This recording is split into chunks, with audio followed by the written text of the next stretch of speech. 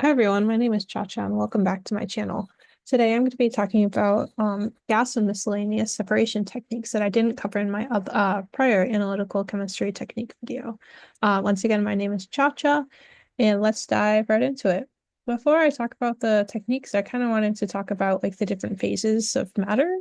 So obviously if you're solid, you're liquid, you're gases, there's also a phase called plasma, which is kind of a fourth phase, depending on who you ask, but that's not really important for the MCAT.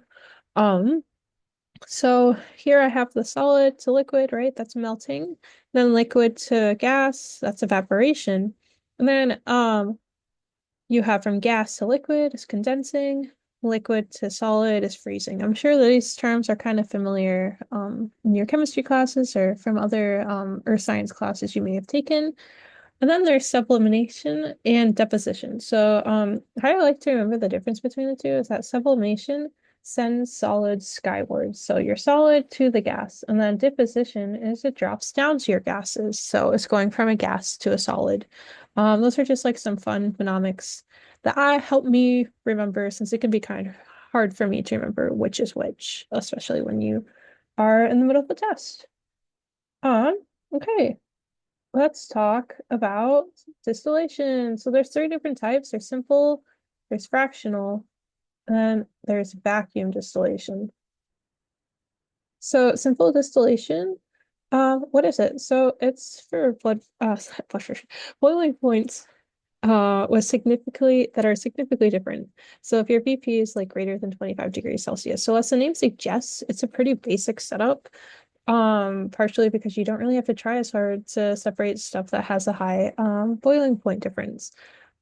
Just also important to keep in mind is that a lower boiling point will vaporize out first, and then after the vapor like condenses back into like the condenser or the column here, it'll go back into a liquid and it'll go into the speaker, and then you'll have your separated uh liquids.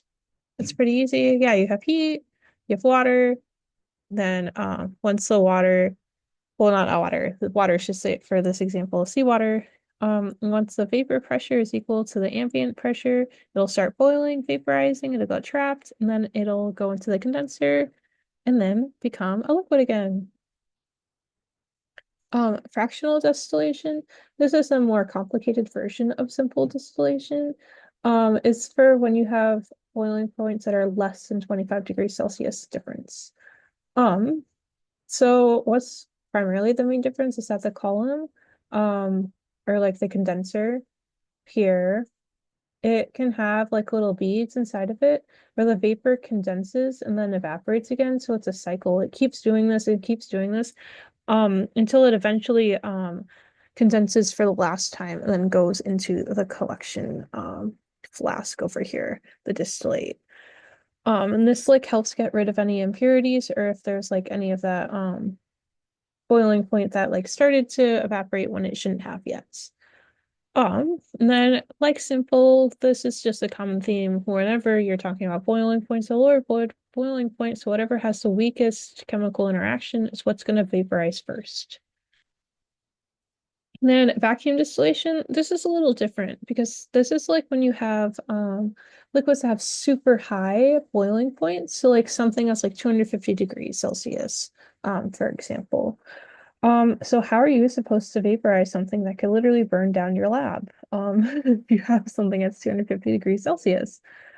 Um, so you have a vacuum pump, which is like what's going to lower your ambient pressure. So if it's less than, making it less than 1 atmosphere, and this allows for liquids to become easily evaporate out, vaporize, and then condense back into that liquid form, separating the impurities. And then why does lowering the ambient pressure matter?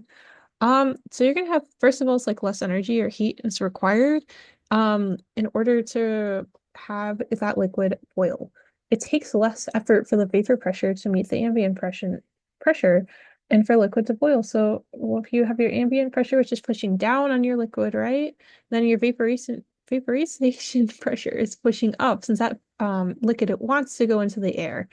And then if those are equal, then your liquid will start to boil, and if your vaporization pressure is greater than your ambient pressure, then it'll become a gas. That liquid will become a gas. However, if your ambient pressure is greater than your vaporization pressure down here, then that means that it won't boil. That's why that's super important. And then here you go. This is like a common setup for a vacuum distillation. These three distillation techniques that I talked about are really common in OChem. So if you've ever done the lab portion of OChem, if you go back into your notes, you'll probably see a setup for the different distillation types. So now kind of going on to like the miscellaneous portion, we'll talk about like extractions. So this is a technique that separates liquids based on solubility instead of boiling point, um, compared to the distillation techniques. So a common term you'll see is something that's immiscible. So like immiscible kind of is like unable to mix. Once again, it's like dissolves like. So if you use something that's like polar, right? So polar likes polar molecules. Non-polar likes non-polar. Same thing with hydrophilic, hydrophilic, hydrophobic, hydrophobic.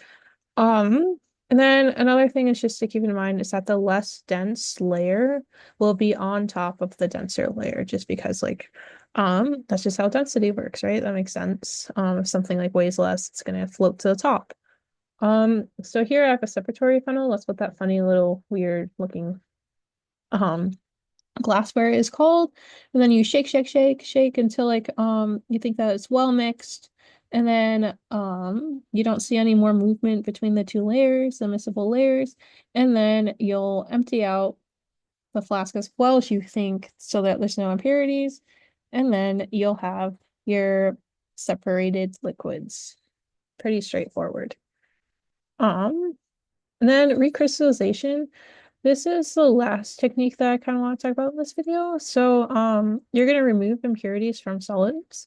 So you're going to redissolve your solid that you already got in a solvent at high temperatures. And then at the theory behind this is that those impurities are attracted to that solvent, so they're going to want to stay in the solvent in the liquid instead of when you condense the liquid.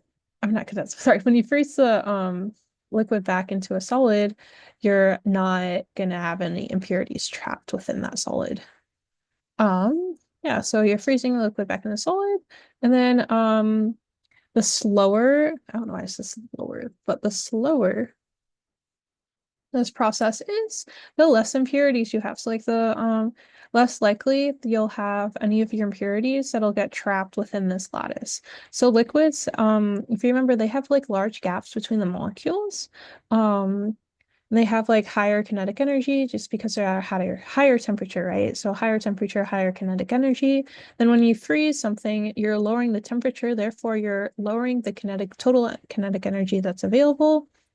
So a solid lattice structure or uniform structure, there can still be impurities that can get stuck in between this, but if you do this very gradually, you're increasing the odds of the impurities getting trapped in this solvent instead. So they're like going to the solvent instead of just if you rapidly do it right, then there's like a high probability since it's like you're just slamming everything together all at once compared to like if you just gradually do it, it's just more natural. It allows everything to get out that needs to get out.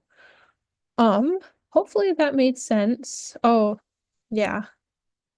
Yeah, that's kind of all I have to say on this. It's pretty not straightforward, but it's just those are the techniques that I think I've covered everything that needs to be on that cat by now. If you go into my prior videos, you'll see the analytical chemistry technique.